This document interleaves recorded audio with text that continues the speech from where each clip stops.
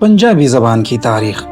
कदीम ज़माने में जिस इलाके को सप्त सिंधु या हप्त हिंदू कहा जाता था, पंजाब भी इसी में शामिल था। ये इलाका वही है जहाँ आर्य लोगों ने वस्त एशिया से आकर अपनी मुक़द्दस किताब वीद मुरतब की। एक ज़माना था जब इस इलाके की तारीख़ इन्हीं आर्य लोगों से शुरू की जाती थी और इस हवाले से इस खित्ते की ज़बानों पर भी इन्हीं यानी आर्याओं की हुक्मरानी मानी जाती थी, जिसके नतीजे में संस्कृत को पंजाबी का माखज़ तस्वर किया जाता था।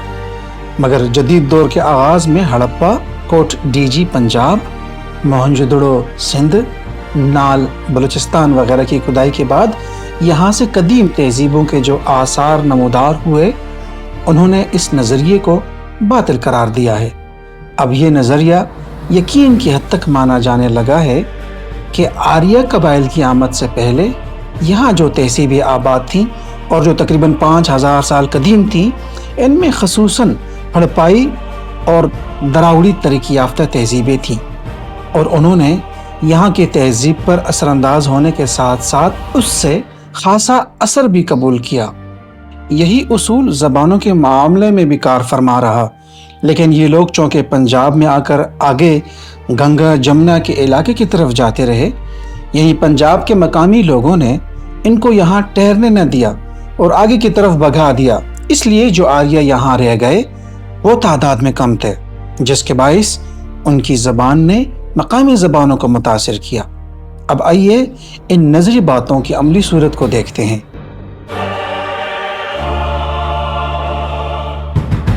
माहिरीन आसार कदीमा के मुताबिक आर्य कबाइल इस हिस्से में 1500 से 2500 कबल मसीह के दौरान वारद हुए और ये सिलसिला 1000 बरस तक चलता रहा। इस 1000 बरस में उन्होंने 4 वीद मुरतब किए। जिन ज़बानों में आर्यों ने वीद लिखे उसको वीदिक या वैदिक संस्कृत कहा जाता है। 400 कबल मसीह में जब पानीती रशी ने ग्रामर बनाई तो उस वक्त वैदिक और संस्कृत में बहुत से मकामी अनासिर शामिल हो चुके थे। इसका सबूत संस्कृत में मौजूद वो अस्वात हैं जो आर्याई कुंबे की दूसरी ज़बानों में, जिनमें लातीनी, फ़ारसी, जर्मन वगैरह शामिल है, में मौजूद नहीं। दूसरी तरफ यही अस्वात दरावड़ी कुंबे की दूसरी ज़बानों तामल, बराहवी या मुंडा कबीले के ज़बानों मंदारवी वगैरह में मौजूद हैं। इसका मतलब ये हुआ कि वैदिक संस्कृत और संस्कृत के अलावा मकामी सतह पर अवाम में जो ज़बानें बोली जाती थीं ख़ास ताकत रखती थीं, जिसके बाइस इनकी बाक़ियात आज भी इन ज़बानों की अस्वात में मौजूद हैं। इस तरह देखा जाए तो इस खित्ते में ज़बानों के 2 बड़े ग्रोह सामने आते हैं। एक वो ग्रोह जो वस्त एशिया से आने वाले आर्याओं की ज़बानों वैदिक संस्कृत और संस्कृत पर मुश्तमिल था। दूसरा ग्रोह जो मकामी लोगों कोल, दरावड़, मंडा कबीले के लोगों में बोली जाने वाली ज़बानों का था।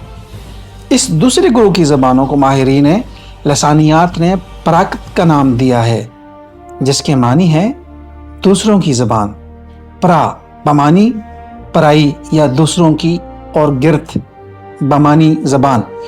इन माहिरीन लसानियात का कहना है कि संस्कृत लफ्ज़ी मानी शुदा या खालिस के कवायद बनने या इसके ख़ास तबका ब्राह्मणों की ज़बान करार पाने से पराकोतों की तरक्की में इजाफा हुआ, क्योंकि आर्याओं ने अपना तफावुक बरकरार रखने के लिए ज़ात पात को रिवाज देकर ज़ेरी तबका के लोगों को अपनी दीव बानी सीखने या बोलने की सख्त ममानत कर दी थी।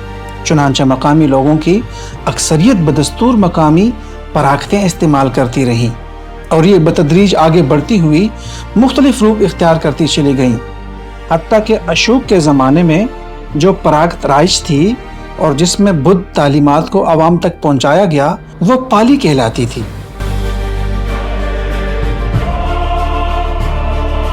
जहाँ तक पंजाबी का ताल्लुक़ है तो पंजाब को कदीम ज़माने में पशाच के नाम से याद किया जाता था। चुनांचा इसी मुनासबत से पंजाबी में बोली जाने वाली ज़बानों جن میں پنجابی کی تمام علاقائی بولیاں اور لہجے شامل ہیں، کا تعلق مقامی پراگتوں کی ایک شاخ پشاچی اپ برنش سے بنتا ہے۔ اب سوال پیدا ہوتا ہے کہ پشاچی اپ برنش نے ترقی کرتے کرتے موجودہ پنجابی کا روپ کب اختیار کیا؟ اس سلسلے میں یہ بات خصوصی اہمیت کی حامل ہے کہ پنجابی زبان نے پنجابی کا نام اپنے وجود میں آنے کے بہت بعد میں اختیار کیا۔ مسعود سعد سلمان لاہوری کے نزدیک 11ویں صدی عیسوی میں جو زبان ہندوئی، بعد میں زبان چٹھا پنجاب، ہندی وغیرہ کہلائی، وہ پنجابی ہی تھی۔ خود حافظ عبد الکریم نے نجات المومنین میں اور احمد یار نے قصہ کامروپ میں اس سے ہندوی ہی لکھا ہے۔ حافظ برخوردار 1080 ہجری نے اپنی کتاب مفتاح الفقہ میں پہلی بار اس کے لیے پنجابی کا نام استعمال کیا، اور اس کے بعد اب تک یہ اسی نام سے پکاری اور لکھی جا رہی ہے۔